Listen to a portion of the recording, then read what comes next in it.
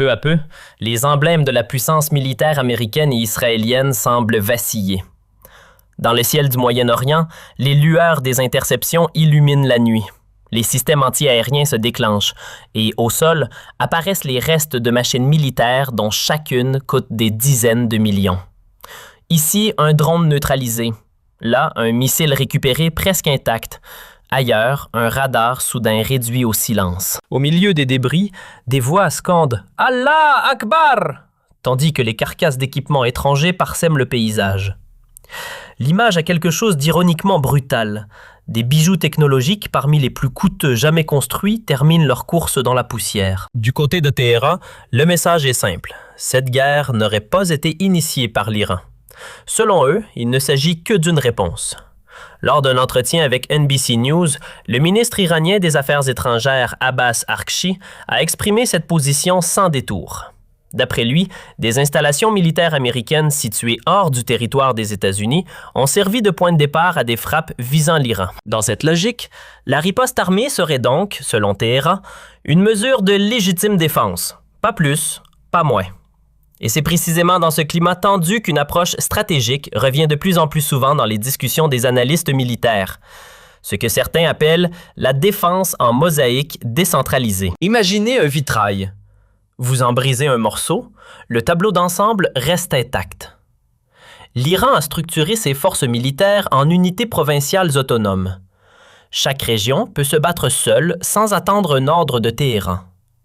Ce système n'a pas d'interrupteur, impossible à éteindre d'un coup. Parlons d'un objet mystérieux signalé comme étant tombé près de Damgan en Iran. Les réseaux sociaux s'affolent. Certains évoquent un avion de combat. Mais soyons logiques, aucun chasseur ne peut pénétrer l'espace aérien iranien sans une supériorité aérienne totale. L'hypothèse la plus solide? Un drone. Et le nom qui revient le plus souvent? Le MQ-9 Reaper américain. L'Iran l'avait déjà abattu par le passé. La piste est crédible, mais elle n'a pas encore été vérifiée de manière indépendante. Le MQ-9 Reaper est une machine de guerre à longue portée, plus de 1800 km d'autonomie jusqu'à 27 heures de vol. Il emporte des missiles Hellfire et des bombes guidées avec précision. Un hybride à la fois espion et exécuteur. Si cet appareil a bien été abattu près de Damgan, la perte ne se mesure pas seulement en dollars, environ 30 millions par unité. C'est aussi un œil stratégique arraché au-dessus d'une zone ultra sensible. Et ce qui est encore plus préoccupant, si certains composants ont été récupérés en bon état, l'Iran peut en faire une rétro-ingénierie. Ce n'est pas théorique, ils l'ont déjà fait avec d'autres technologies afin de développer leurs propres missiles, comme le Tupan ou l'Almas. Capteurs, systèmes de communication par satellite, modules d'avionique. Tout cela pourrait donner naissance à une nouvelle génération de drones iraniens se rapprochant dangereusement du niveau occidental. La guerre moderne ne se joue pas seulement à grande échelle, elle se joue aussi plus vite, plus petit, plus silencieux. Preuve en est, un drone kamikaze américain, le Luka, retrouvé non explosé dans le centre de l'Irak. Le même jour, un groupe se réclamant de la résistance islamique en Irak affirme avoir mené 28 attaques depuis l'aube contre des installations militaires américaines, avec roquettes et drones à l'appui. Selon certaines sources, le LCA aurait même été lancé depuis la Jordanie, ce qui n'est pas encore confirmé. Ce drone est conçu pour une seule mission, frapper et mourir. Petit, difficile à détecter sur un radar classique, programmable pour des missions de précision à moyenne portée. Certains modèles utiliseraient des antennes Starlink ou sa version militaire Starshield pour maintenir la liaison en zone de combat. Si l'un de ces drones tombe intact, c'est une mine d'informations pour l'adversaire. Navigation, chiffrement des données, mode de contrôle à distance, autant de failles à exploiter. Dans un communiqué officiel, leur 8e déclaration, l'armée de la République islamique d'Iran annonce avoir abattu 7 drones avancés de différents types en quelques heures.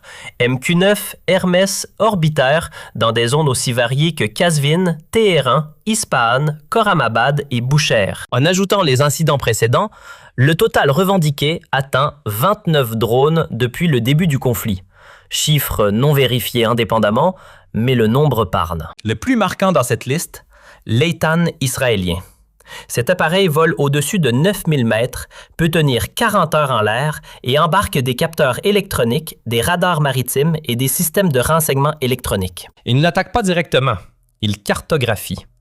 Il suit les mouvements ennemis en temps réel. Quand un tel drone tombe, ce n'est pas un matériel qu'on perd. C'est tout un réseau de surveillance stratégique qui s'effondre. Les gardiens de la révolution iranienne annoncent avoir détruit le radar du système de missiles THAAD à Al-Dhafra aux Émirats arabes unis à l'aide de missiles de précision. L'opération s'inscrit dans ce qu'ils appellent « True Promise ». Le radar, selon les médias semi-officiels, aurait été entièrement détruit. Par ailleurs, un navire de soutien au groupe aéronaval américain aurait été touché par des drones et des missiles à environ 700 km au large de Chabas. Washington n'a pas confirmé.